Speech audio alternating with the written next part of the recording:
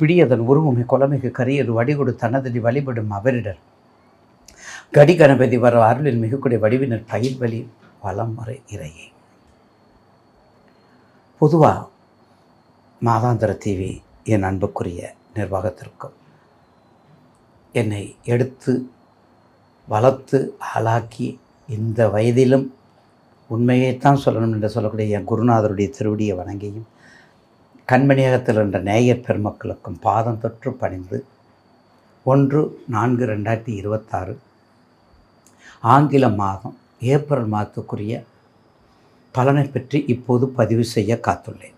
அப்போ ஏப்ரல் மாதத்தில் வரக்கூடிய முக்கிய நிகழ்வுகள்லாம் நிறைய இருக்குது.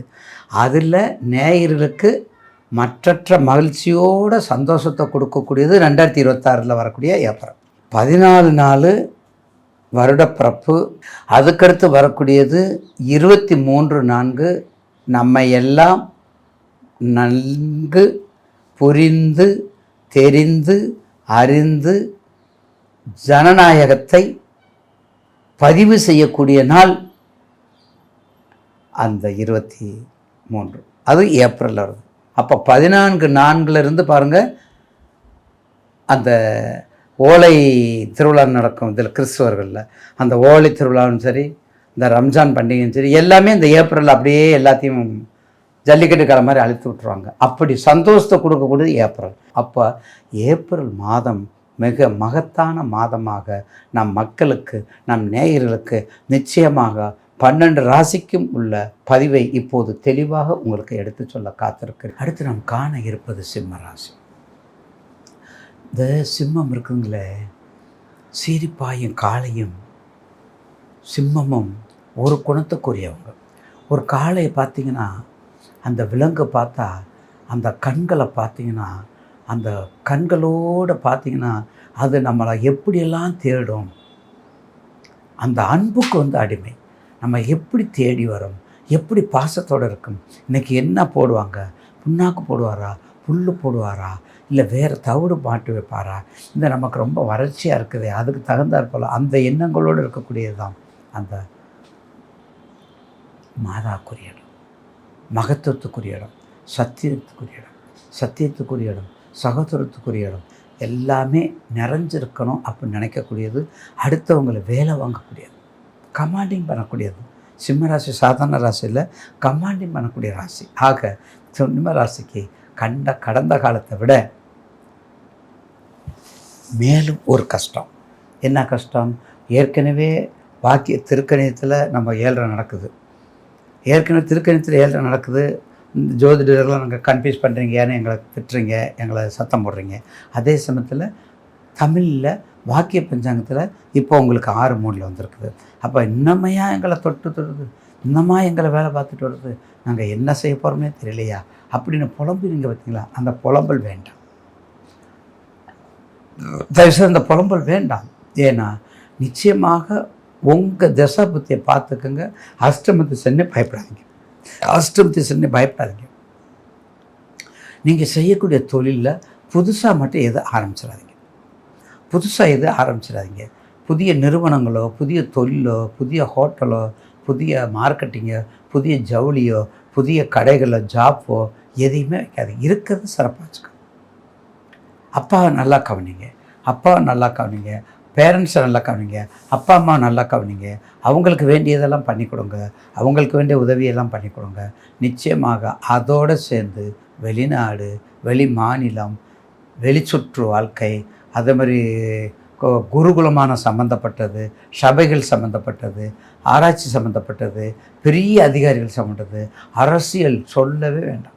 கடகத்துக்கும் சிம்மத்துக்கும் அரசியலை பற்றி சொல்லவே வேண்டாம். அரசியல் சம்மந்தப்பட்டது, அரசு துறை சம்மந்தப்பட்டது, ரியல் எஸ்டேட் கொஞ்சம் எடுத்துக்கலாம், அட்மினிஸ்ட்ரேட்டிவ் சம்மந்தப்பட்டது, நிர்வாக சீர்திருத்தம், இதெல்லாம் நீங்கள் ஜன்மையோடு செஞ்சுட்டு வந்தால் மிகப்பெரிய பலனை கொடுக்கும். எது? சிம்ம ராசி. வேலை செய்ய மாட்டீங்க சார், வேலை வாங்குவீங்க. நீங்கள் வேலை செய்ய மாட்டீங்க, வேலை வாங்குவீங்க. அந்த ஆற்றல் உங்களுக்கு உண்டு. எப்படியாவது சொல்லி வேலையை வாங்கி சமாளித்து நல்ல பேர் எடுத்துருவீங்க. அந்த நிர்வாக திறனும் அதுக்குரிய பலனும் யார் கையில் இருக்குதுன்னா இந்த சிம்மத்துக்கு தரும். இந்த சிம்மத்துக்கு தான் இருக்குது. அப்போ சிம்மராசி நேயர்களுக்கு குடும்பத்தை மட்டும் கவனமாக பார்த்துக்கோங்க. கடகமும் சிம்மமும் குடும்பத்தை கொஞ்சம் கவனமாக பார்த்துக்கோங்க.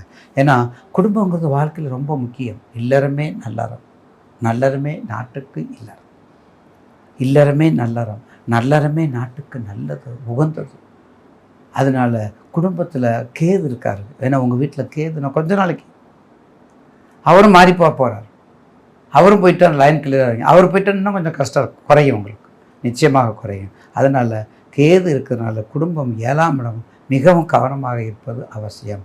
கேது இருக்கிறதுனால தான் அரசாங்க வேலை, அரசாங்க எக்ஸாமும், அரசாங்க தொழில், அரசாங்கம் சம்மந்தப்பட்ட எந்த தொழிலும் சரி கிடைக்கிறதுக்கு தாமதம், கிடைக்கிறதுக்கு தாமதம். ஏன்னா கண்டிப்பாக கேது கொடுப்பாங்க, கேது கொடுக்க மாட்டேங்க. கேது தேவை கீர்த்தி திருவே பாதம் போற்றி பாவம் தீர்ப்பாய் வாதம் அம்பு வழக்குகள் என்று கேது தேவை கேண்மையாய் ரட்சி. பார்த்தீங்களா? அந்த மூலமந்திரத்தை படிங்க, அந்த மூலமந்திரத்தை படிங்க. சக்தியை கொடுக்கும், வெற்றியை கொடுக்கும். சார் வெற்றி வேண்டாம் சார், தடையில்லாத வெற்றியை அடைவதற்குரிய தடையை நீக்கினாலும் போதும் சார். சார் தடையை நீக்க வேண்டாம் சார், அந்த தடையில் 50% நீக்கினா போதும் சார். அதுவே பாதி வெற்றி, அதுவே நமக்கு பாதி வெற்றியாக வந்து அமைந்துவிடும் என்பதில் மாற்று கருத்து அல்ல. எனவே தயவுசெய்து சிம்மராசி நேயர்கள் அரசியல் பின்னணியை புகுந்து விளையாடுங்க. அரசியல் சாசனத்தில் தெளிவாக இருங்கள், தெளிவு குருவாக இருங்கள். அரசியலில் தெளிவாக இருங்கள், அரசியலில் குருவாக இருங்கள், அரசியலில் எழுந்து நில்லுங்கள், அரசியலில் நிமிர்ந்து நில்லுங்கள். கண்டிப்பாக வெற்றி மேல் வெற்றியை கொடுக்கும். எதை பேசிக்?